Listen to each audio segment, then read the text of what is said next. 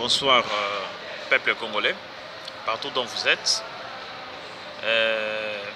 J'aimerais faire encore plusieurs analyses, comme c'est un groupe où les canaux de réflexion à propos de slogan de M. Félix Tshisekedi. Il a évoqué que tous les exilés politiques étrangers ou les diasporas peuvent rentrer en République démocratique du Congo parce qu'il n'y a plus de problèmes au pays. Le pays est très calme. Cela a provoqué des situations vraiment très difficiles pour plusieurs diasporas qui ont de problèmes dans des processus immigratoires. Je crois que plusieurs pays de l'Europe, en Afrique, partout dans le monde, ils ne veulent plus donner le renouvellement des dossiers ou soit accepter tous les dossiers des Congolais qui étaient encore en cours à l'immigration. Donc ils demandent que le peuple congolais puisse regagner la République démocratique du Congo parce qu'il n'y a plus de guerre. La personne qu'on combattait, Kabila, est partie, etc. Alors nous avons suivi même en France, Belgique, il y a eu des marches de diaspora en réclamant que non, il n'y a pas la stabilité dans notre pays. Il y a encore le désordre, donc ils ne sont pas prêts de rentrer. Alors, moi, j'aimerais penser dans une chose. Quand M. Félix dit qu'en République démocratique du Congo, il n'y a plus de guerre, il n'y a plus de situation, les gens peuvent rentrer. Mais on se pose des questions. Les diasporas combattaient M. Joseph Kabila Kabange.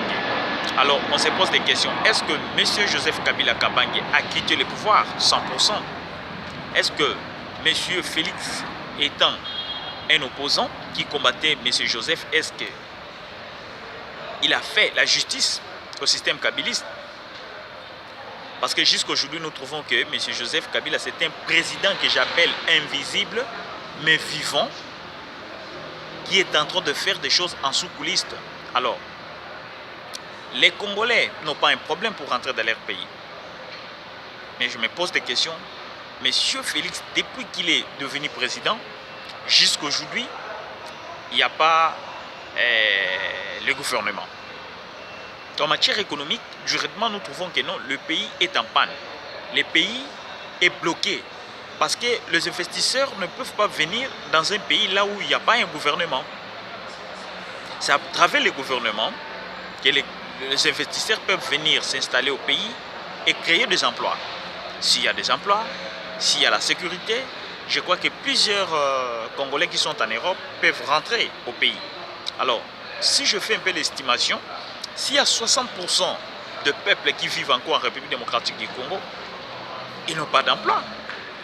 Mais maintenant, quand M. Félix dit que non, les étrangers quittent, donc le diaspora quitte l'Europe pour rentrer en République démocratique du Congo, est-ce qu'il a organisé les emplois en fait que ces gens qui vont quitter partout, par-ci, par-là, qu'ils rentrent directement embauchés? Nous avons vu une délégation qui était partie à Kinshasa pour les soutenir. Jusqu'aujourd'hui, ils n'ont pas d'emploi. Ces gens sont en train de pleurer. Alors, ils demandent que des personnes rentrent au Congo. Le Congo, c'est notre pays. Mais il faut retenir une chose, que M. Félix doit savoir que plusieurs personnes qui sont en Europe, ils ne sont pas des exilés politiques. Ce sont des exilés économiques et ce sont des exilés sécuritaires. Donc, à cause de l'insécurité dans notre pays, il y a plusieurs personnes qui ont voulu d'abandonner le pays pour aller demander l'exil dans d'autres pays. À cause du chômage, il y a plusieurs personnes qui ont quitté la République démocratique du Congo pour demander l'exil partout dans le monde. Alors, est-ce que M. Félix a déjà organisé des entreprises qui peuvent engager des millions de Congolais qui sont en étranger? C'est la question que je me pose. D'où j'arrive à une solution.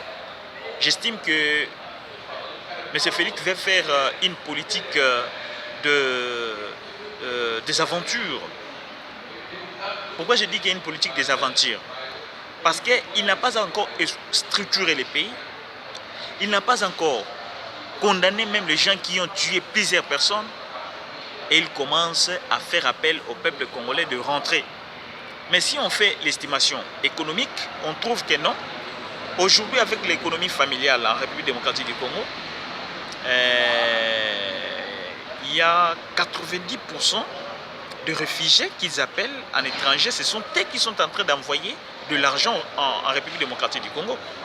Parce que si on fait l'estimation des transactions monétaires qui s'est fait en Europe, en Amérique, en Afrique, dans des agences de Western Union et des agences inconnues, vous y trouverez que non, le peuple congolais par an, ils sont en train de contribuer de 10 milliards de dollars à notre pays. Et cet argent est en train de créer de flux monétaires. Et cela active l'économie familiale. Aujourd'hui, il appelle les réfugiés ou soit le diaspora de rentrer chez eux. Alors, s'il y avait 10 milliards qui entraient par an, c'est-à-dire il y aura plus de 10 milliards. Et ces gens vont vivre comment? C'est là, vous y trouverez que non, voilà, ce gouvernement est venu faire que des théâtres. Ce n'est pas un gouvernement qui est déterminé pour faire le travail. Parce que partout dans le monde, même ici en Amérique, nous trouvons que si le président prend le pouvoir, à quelques semaines, il doit directement lancer le nouveau gouvernement. À cause du nouveau gouvernement, on va commencer maintenant à traiter des situations par-ci par-là. Mais jusqu'à aujourd'hui, M. Félix est le seul président avec les anciens gouverneurs, le gouvernement de Shoki Tundu et plusieurs conseillers de Kabila autour de lui. Donc c'est pour adresser ces messages au peuple congolais. Partout où nous sommes, mobilisons-nous. Ne nous laissons pas tomber pour des distractions ou des démagogies politiques qui s'est fait à Kinshasa ou en République démocratique du Congo. Défendons nos droits devant des institutions internationales en disant que voilà, le régime que nous combattons, c'est actif. Mais on a rien que changé le chapeau.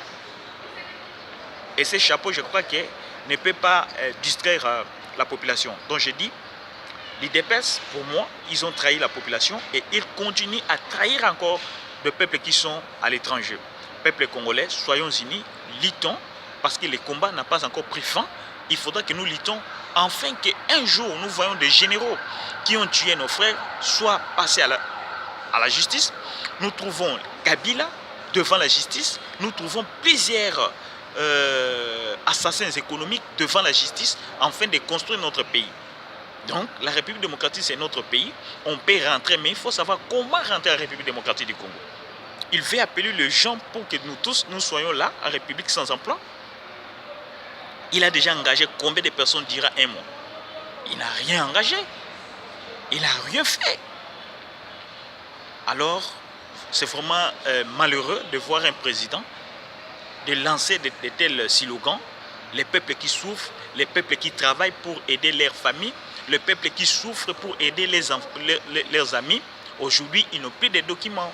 Aujourd'hui, ils n'ont pas l'accès d'emploi par-ci par-là parce que le président Tshisekedi a dit qu'il faut rentrer au Congo. Vraiment dommage, peuple congolais, nous qui sommes là, les diasporas, ou soit les gens qui sont à Kinshasa, raisonnons plus pour l'intérêt de notre nation.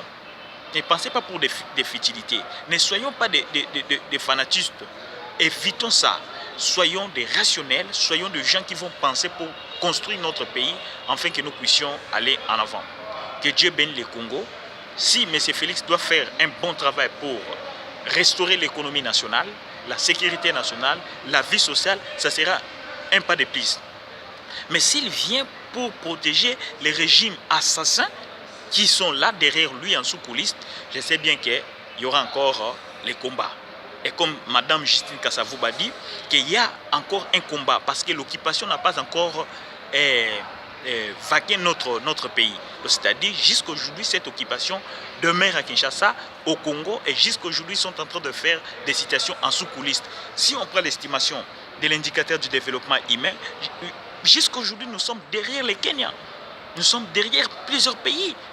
Donc, il y a des grandes situations que M. Félix doit faire, des situations économiques, politiques, socio-culturelles. Il se base pour les étrangers.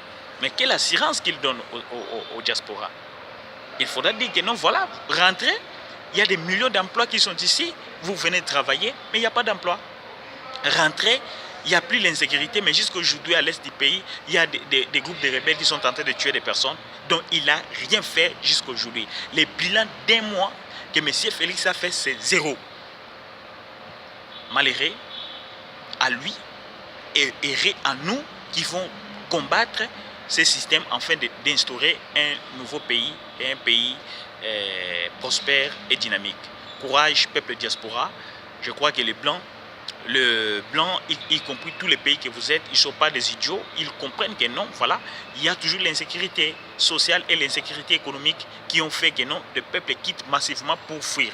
Parce que si on fait l'estimation, 90% des gens qui sont ici en étranger, ils n'ont pas fui Kabila. Ils ont fui les problèmes économiques. Ils ont fui des problèmes sécuritaires. Mais si aujourd'hui les problèmes économiques et sécuritaires sont résolus, sans que Félix appelle ces gens, et même vont rentrer. Mais comment ils vont rentrer au pays là où il n'y a rien? Là où il n'y a pas un gouvernement, là où il n'y a pas la justice. Que Dieu bénisse le Congo. Ne vous découragez pas, soyons toujours unis et combattons ce système afin de libérer notre pays. Qui disait, Lumumba, c'est nous qui vont construire l'histoire de la République et non des étrangers.